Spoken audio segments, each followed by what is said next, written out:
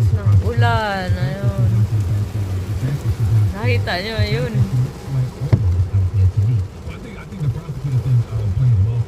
Buti di ako naabutan eh. Mag-drive papunta dito kasi ayan o, alam ko lalakas yung ulan talaga. Ayan o. Nakita nyo, ayan. Hindi ako makalabas. Ayan o.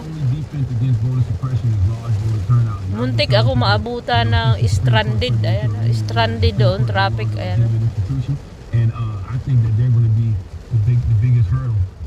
Hindi ko nga makita pag nag-drive ako. May aksidente na naman pag mga ganitong umuulan. May mga aksidente lagi. Kaya kanina, o yan o, huminto yung mga sasakyan. Aksidente doon sa kabila. Ayun. Ayun, doon sa highway yan. Naghintuan na.